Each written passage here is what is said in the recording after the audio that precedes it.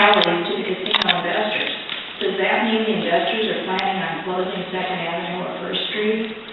There'll be no closures of 1st Street or 1st Avenue or 2nd Avenue. They really want to acquire the property all the way from 1st Street down to the sheriff. So that's a pretty big footprint for the casino. The other thing that the casino is going to do is we're going to be using local labor. One of the policies that I promoted and council supported was a buy local, build local employee policy. And really what that has done for our community is obviously lowered the unemployment rate, but it's also created local investment. That's the great thing about this casino from investor standpoint. These are all local investors. Rainy Rose, that was a local business owner. When Ruffalo Cody just broke down a couple weeks ago, that's a local business owner. Joe Lawman and Joe Cohn, who bought the great furniture mart across from the new federal courthouse, local investors.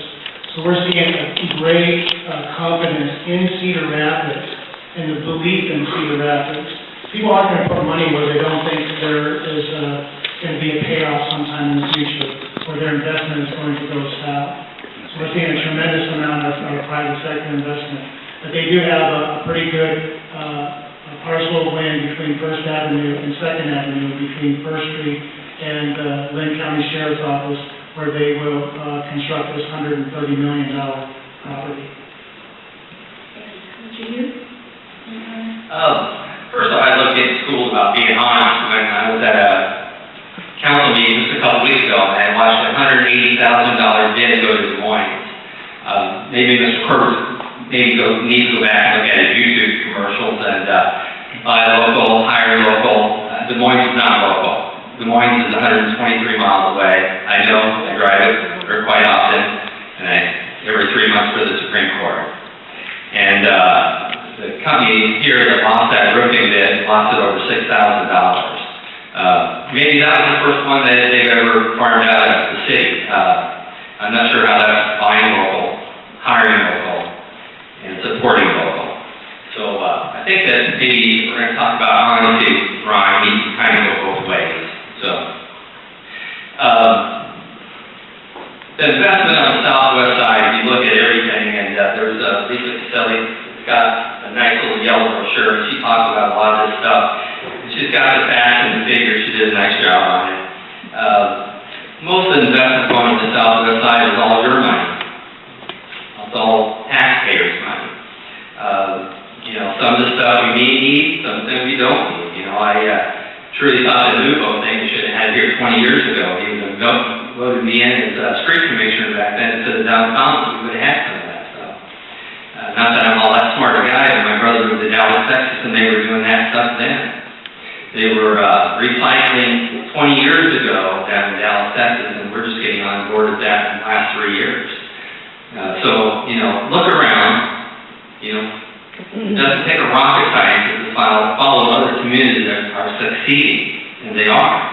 They're succeeding all around the world.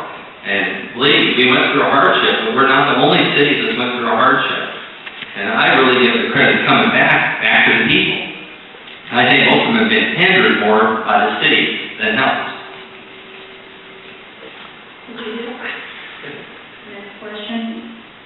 Are there any plans to provide a community center or service center for our senior citizens? I don't know what's in the works right now. It's like anything, folks. When you get on a campaign trail, you learn a lot more stuff than you ever knew at the beginning. I did not know the Whitworth Center had changed to private investors or whatever. We definitely need this. Our senior citizens are not treated well at all. It's like a lot of our veterans are treated like second-class citizens. RD water is another revenue source. One of the things I use a lot is peasants. Anytime Cedar needs more money, comes to the peasants. Without thinking about how are they going to afford this. When I ran for street commissioner 20 years ago, I had a lady by Regis call me up. She was 80 years old. She said, Mr. Hughes, my husband and I bought that house. We plan to die in that house. She died. He died. I still live here. And today I'm looking at moving into a nursing home, and you're going to have to spend about $36,000 to take care of me. She said, it isn't just because of property taxes, it's everything. Well, that hasn't changed 20 years later. It is everything. You know, when you're on a fixed income, how do they expect you to come up with this extra money? Oh, I'm sorry, you can become a dealer in a casino. There's a good idea for you. No, we need to have lots more empathy and respect for our seniors. And veterans, too. I've seen that in my own family. Veterans not treated well at all. Not helped that. When I ran for Congress last year, I was in Waterloo, I had a veteran come and talk to me, he couldn't get his medication. So what would you do about that? I said, first off, take it away from all the legislators. Why should they get their medication? We got veterans that serve their country aren't getting the medication. Stop. It's silly. Thanks. Thank you. Greg, the veterans issues are at the federal level, so maybe you're still on your congressional campaign, I don't know. Also, as far as the senior program that we have here, the Whitworth Senior Program was run by the Lynn County, and it still is run by the Lynn County Supervisors. So they plan senior services for all of Lynn County. After the flood, they did stop using the building that is downtown. They've been in the process of trying to relocate a new facility for the senior center. And the city really is a partner in the senior center services. The county, it's their service because it's seniors from all over the county. It's not just seniors that live in Cedar Rapids. So we've actually suggested to them a couple properties. One property that we looked at was down in Chuck Village, right there on the avenue. It's the old Novak heating and cooling property. That was they did take the city's buyout, and that building it's available. And they did take a look at that, but because of the structure of the building is going to, and some of the handicap accessible issues that they deal with in elevators, they elected not to do that. Now they're currently looking at property over just off 10th Street, down in the medical district. It's where Kirkwood was. United Way used to be in that building. I don't know the exact address of that right now, but over down in McKinley in that area, where there's plenty of parking and it's one level basically, but there's also an elevator and it's handicap accessible. I don't know for sure where they are on the decision making of that, but I know the city can and will be supportive of them, but it's primarily mainly a county service and function. Thank you. Mr. Corbett, first on this one, flood protection. What can we do to speed up the process of getting funding for flood walls and berms to protect the city? We have a multi-pronged approach to this. Our first is the Corps of Engineers has approved east side flood protection. And we're waiting for Congress to approve and authorize that project. As you can imagine, there are many communities that have flood needs. They submit their plans to the Corps runs it through these formulas like I mentioned earlier, and then they either have a report in support or opposition. They supported it. The next step is to get Congress to authorize. So we've been working with Congress, our congressional delegation now, for obviously several years. Earlier this year, the Senate passed the Water Resource Development Bill. I believe the vote was 83 to 17. So we were pretty excited about that bipartisan board in Washington nowadays. It's pretty hard to come up. The bill passed and it's over in the House. And actually the bill is getting marked up in the House and specifically listed the Cedar Rapids project. So again, we were pretty excited about this. Well, now you've seen what's going on in Washington. And we just hope that once they get this budget issue and this debt ceiling resolved, that the word bill can get back on track. Now, the west side, because the federal government couldn't approve because of the cost-benefit ratio, we worked hard to lobby for a bill at the state legislature to allow for us to keep some of the tax revenue that's generated out of Lynn County from the sales tax. And the legislature approved that. And a board's been appointed by the governor, and we have met with this board, and we plan on applying for money from the state.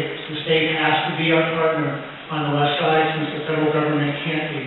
We can't afford or we don't have the money to do the west side all by ourselves.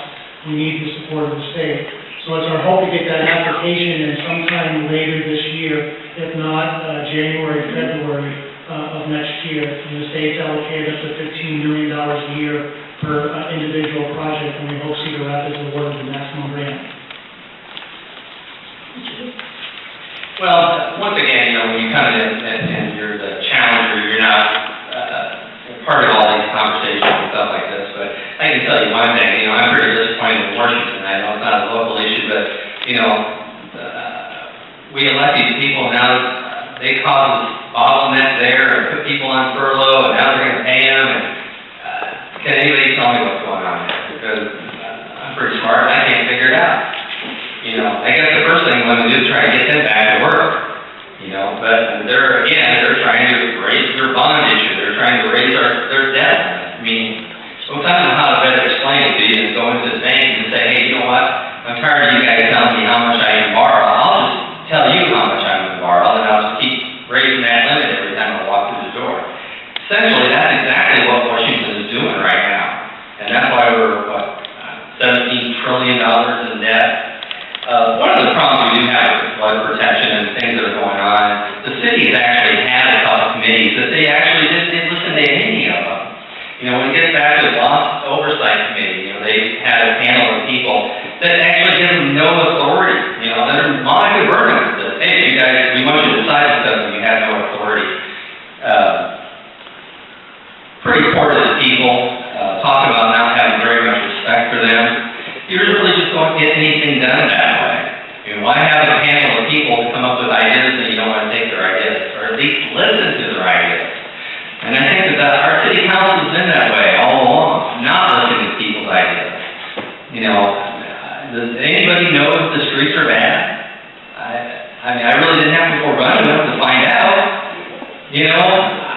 They've done poor repairs, they've done poor patch jobs, and they're in bad shape, terrible shape. And I don't really believe that they'll use this money for the roads. And believe me, when they say street, that means it could be anything, from beautification projects to whatever. Mr. Hughes, first on this one, to piggyback on what you were just talking about.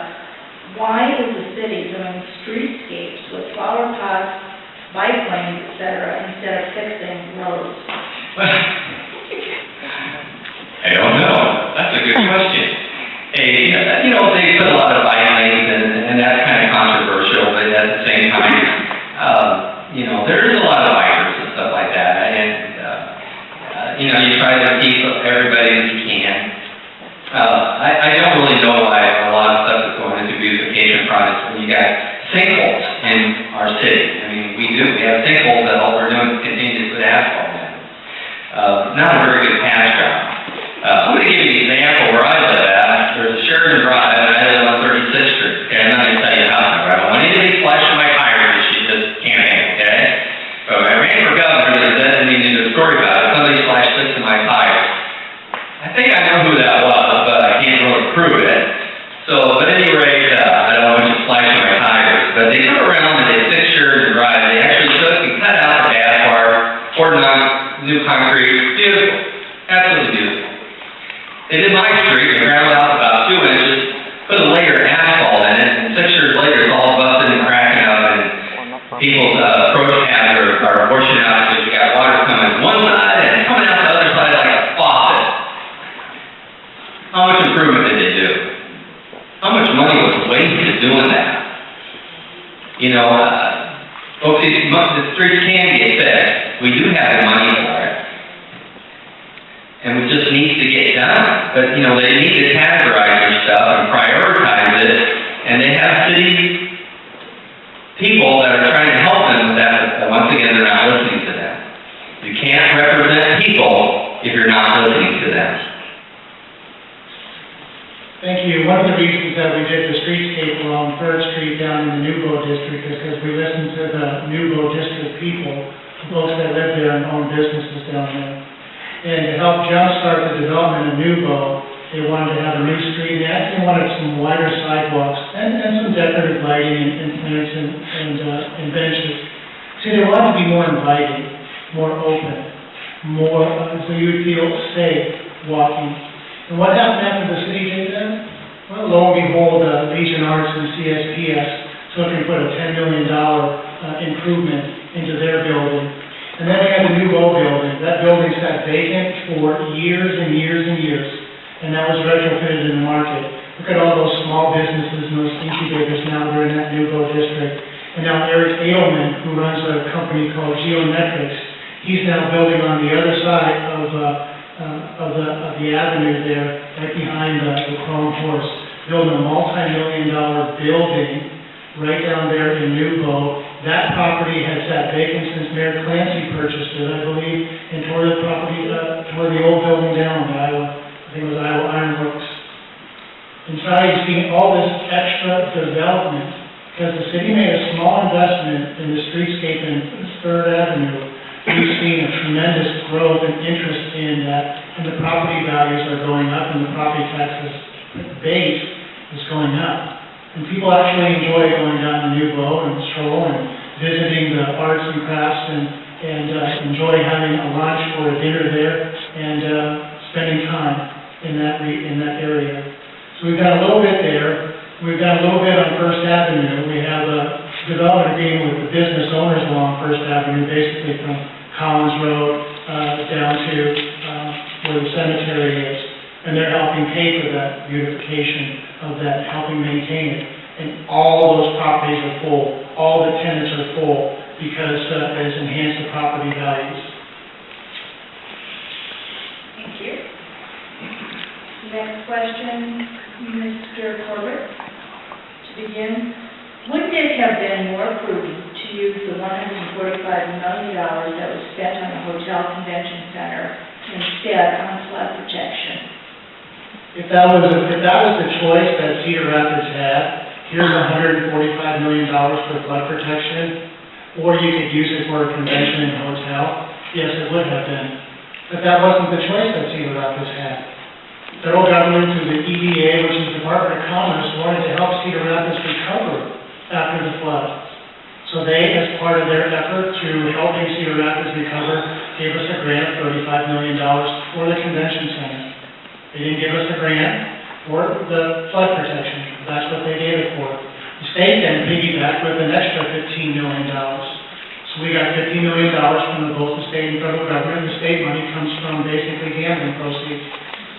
So we put another 35 into it. We got an $85 million brand new convention center.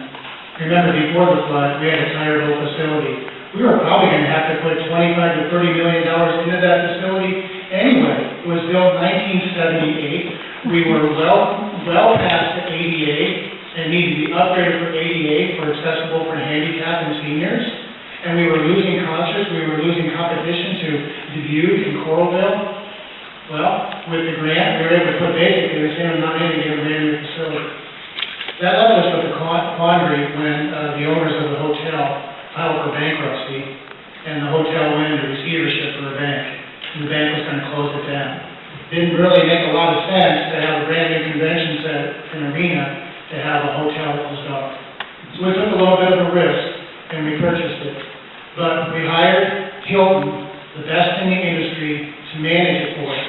In addition to that, we worked our tails off to get naming rights. U.S. Cellular Center, others have stepped forward to help sponsor that, to help mitigate some of the costs of that. But it's a revenue-producing asset. People that stay there, the conventions that go there, pay money. We use that money to pay back the money we borrowed for the convention center and the hotel. Well, once again, I find myself shocked. You know, when I was told how much went into that convention and hotel center, and I couldn't believe it, and I talked to a contractor, a large contractor, told me it was $120 million. Now I heard today it's $147 million. It just keeps going up and up. And now we've hired a company. I didn't realize that. I thought they were paying us. I guess now we're paying them to manage this building. I think there's a few people, investors in here, who would like to add that deal. You know, I don't know if it was prudent to put it into a hotel that was failing. You know, I guess I'm going to stay open-minded to that because I'd like to see the facts and the figures and the projections and, you know, who's managing it and when there's going to be a profit for us. Because there's no profit in it now, folks. We're losing money. They're giving a hotel rooms away under rates just to fill them up, which is pretty cool. I would really suggest every citizen to go there. I don't know, you know, I guess I'm stumbling out, but I just can't believe it's $147 million, plus the cost of paying the Hilton to manage it. So, I don't know if any of you have ever been in business a lot, but you have to balance that stuff out and make sure you're gonna have money.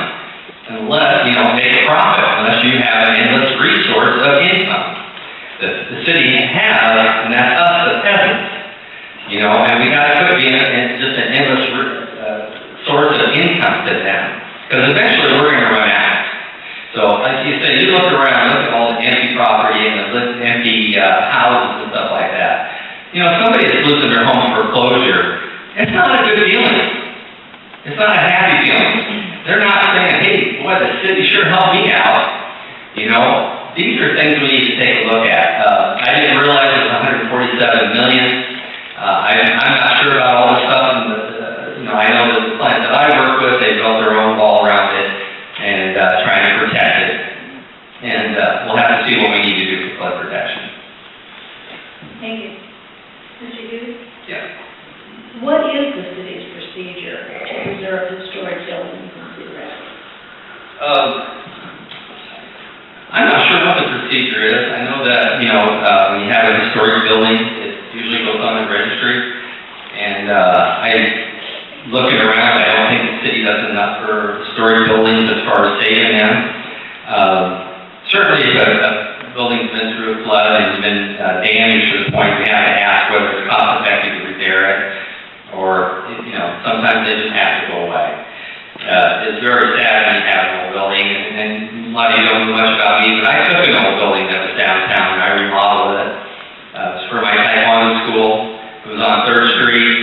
I put $350,000 in that building, countless hours of remodeling it. I had an engineering company design an I-beam system that I actually built inside the building so that it would keep the building in its original condition. We saved all the old brick. We never had to tear anything down. And so, I'm not sure what the process is, but I'm sure the Historic Society can certainly get me up to speed on that. But, I don't know. I think that, like buildings, we need to have respect for them. I was part of the Sokol gymnastics group and that old building down there, and I don't know if you ever had a chance to go into Sokol. It was a beautiful building. I had 3 gyms in there, and I'm not sure what the Sokols was going to do with that, but boy, that's a building that I would certainly like to see saved. We have to keep that stuff as part of our heritage, you know, and like I said, we just, like people, we need to have respect for